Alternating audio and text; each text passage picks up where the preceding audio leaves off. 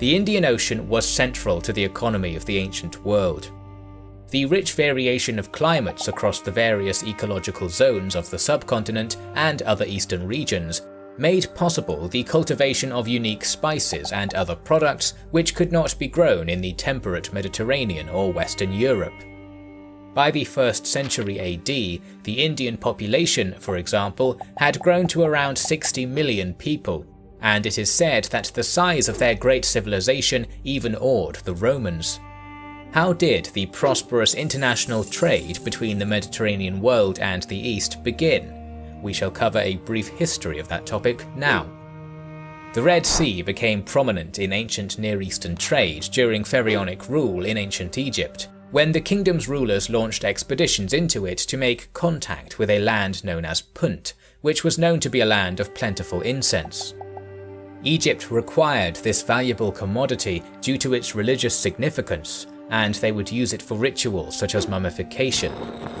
Carvings and hieroglyphs in the tomb of Hatshepsut reveal how she established a base on the Red Sea coast, from which ships were sent to modern Somalia, returning loaded with frankincense.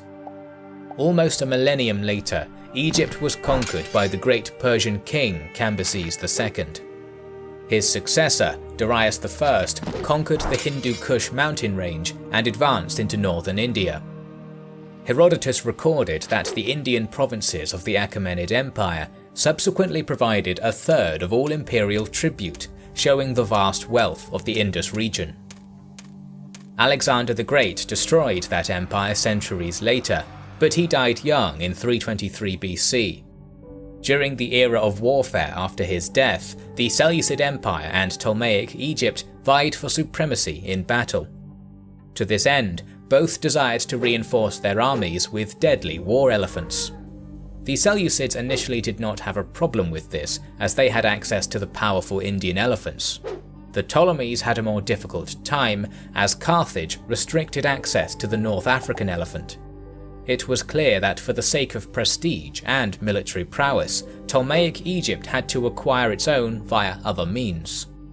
To accomplish this, King Ptolemy II ordered the construction of harbours and shipyards on the Red Sea, following in the footsteps of earlier pharaohs who had exploited eastern links.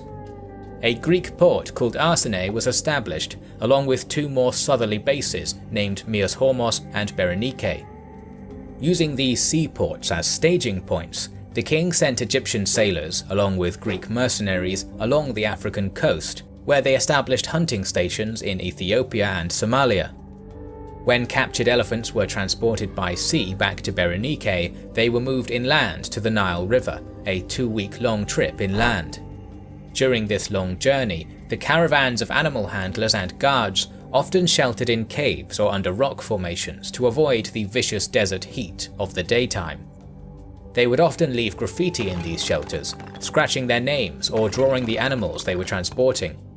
For example, an Indian mahout or elephant handler named Sophon asked the Greek god Pan for a safe journey. When they reached the Nile, the beasts were taken aboard barges and transported north on the river to the Ptolemaic heartland. However, by 200 BC, the fading threat of Seleucid military superiority prompted the Ptolemies to abandon their hunting operations. Nonetheless, the infrastructure on the Red Sea remained in place, and allowed merchants to capitalize and make profits from Red Sea trade. In 118 BC, an Egyptian patrol ship discovered the shipwreck of a merchant vessel with only one survivor, an Indian sailor. After being taken aboard, he was spirited away to the court of Ptolemy VII and was treated well, apparently learning Greek during his stay. He explained to the Ptolemaic court that he had been blown off course whilst sailing from India, and offered to guide any ship which would return him to his homeland. The Egyptian ruler was enthusiastic about potential direct contact with the prosperous countries of ancient India, and appointed a Greek navigator named Eudoxus to command the voyage. The Indian mariner revealed the secrets of the monsoon wind, which would blow from the southwest in summer and the northeast in winter. This helped the expedition to reach the Indus kingdoms in only a few weeks, and they both exchanged gifts and made trade deals with the Indian Rajas. This discovery of swift, monsoon-aided sailing routes across the Indian Ocean began a crucial new era in the development of the ancient economy, which the rising Roman Empire would subsequently exploit to the full. After Octavian's conquest of Egypt in 31 BC, Rome controlled a concentric ring of territories around the Mediterranean, and now sought to expand its commercial interests further. As we mentioned in our previous video, Augustus undertook a significant restoration of Egypt's infrastructure, governed at the time by his prefect Aelius Gallus. This leader was ordered by the emperor to restore the Red Sea shipyard at Arsinoe in order to prepare for a campaign to Arabia. While this ended in disaster, the restoration of harbour facilities allowed Roman merchants to take advantage, and build dozens of new commercial vessels with which to undertake new ventures to India.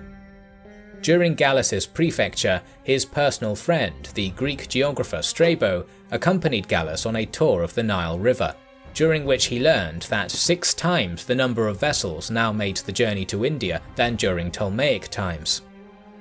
The Nile city of Koptos was the nexus of the so-called Red Sea route, and was the main hub at which goods from Arabia, India and Africa were received. Roman officials and agents consequently had their headquarters there in order to extract the required taxes. To reach this city by ship on the Nile from Alexandria took 12 days, as the journey was almost 400 miles. From Koptos, merchants and other travellers would join overland caravans bound for 2 main Red Sea ports, Berenike and Myos Hormos. Myos Hormos was closer to Koptos, but often had unfavourable sailing conditions, whereas Berenike was further away, but its winds were less tempestuous. The caravan routes leading to these jumping-off points were simple tracks marked by cairns made of stone. The previously dire danger of mountain bandits was reduced when Augustus constructed watchtowers and garrison outposts to protect the trade routes. Contingents of Roman soldiers would even escort some of the larger caravans to their destination. This would protect valuable trade and increase merchant confidence, but this was not the only factor which drove the Romans to protect the routes. Supplies for and resources from the valuable stone quarries, emerald mines and gold veins passed through them, which were crucial to increasing Rome's prosperity. At the end of the voyage were the 2 aforementioned main Red Sea ports, Berenike and Myos Hormos. The latter was the favoured base for outbound voyages to India, and it was from here that over 120 merchant vessels per year sailed during the prefecture of Aelius Gallus in the Augustan era. The city's harbour had a strong, winding entrance which would function as breakwaters, protecting docked ships. The size of the port was exemplified in 25 BC, when Gallus brought his army back from Arabia.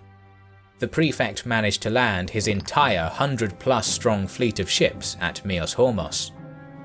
The town itself was focused on the trade which ran through it. Workshops connected to shipbuilding and the shipping industry, along with workshops for naval repair and temporary lodgings for traders, were all common. On the outskirts was also a large enclosure, which possibly functioned as part of a caravanserai, a rest stop for merchants and their precious camel mounts. 180 miles and 5 sailing days south of Myos Hormos was Berenike. This larger port town served as an important administrative centre for the Roman government in Egypt.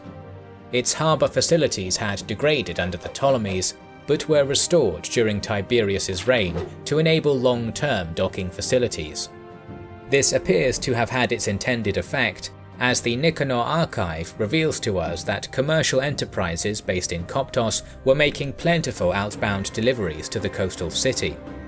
An increase in the graffiti on the route from Koptos to Berenike dating to this period also confirms the rise. This was all intended to facilitate trade from the Indian Ocean, into which hundreds of Roman ships would venture in order to reach distant kingdoms in Africa, Arabia, and India itself. Trade with India alone pumped more than 1 billion sesterces worth of taxable eastern goods into Roman territory every year.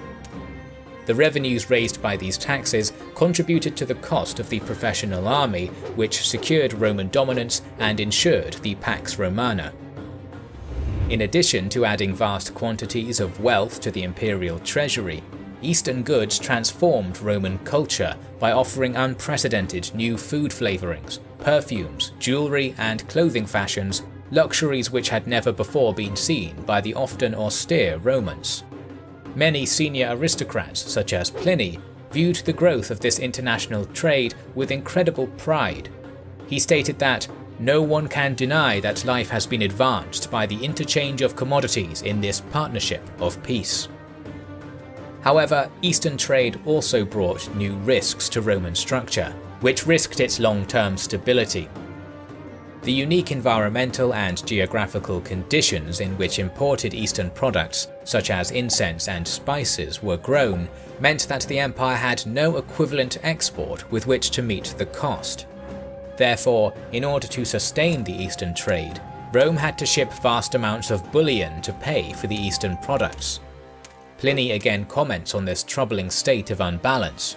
Both pepper and ginger grow wild in their respective countries, but we buy them using so much gold and silver. In order to examine the rich contents of the Eastern trade in more detail, we shall look at the Hermopollon, which was briefly covered in our previous episode. The Misiris Papyrus tells us that the ship carried 60 boxes of nard, an Indian aromatic plant, 100 pairs of elephant tusks, and 3 tons of turtle shell. The ship's main cargo, however, were Indian spices, in the 135 tons of pepper and 83 tons of malabathrum, Indian cinnamon, which were recorded in the Misiris Papyrus. The full scale of Indian Ocean exports to Roman Egypt per year is a difficult matter to calculate, but by upscaling the Hermopollon's contents, we can attempt it. Assuming Strabo's 120 merchant ships, the Red Sea ports could have been receiving 16,000 tons of pepper and cotton worth 556 million sesterces, 10,000 tons of malabathrum and other spices worth 158 million sesterces, 50 tons of nard worth 32 million sesterces, 576 tons of ivory worth 60 million sesterces, and 360 tons of turtle shell worth 18 million sesterces per year. This is a stunning volume of trade, totaling around 26,000 tons of Eastern goods per annum, with various exotic spices as the main product. Trade on this scale was possible because Rome was interacting with civilizations with populations as large as their entire empire.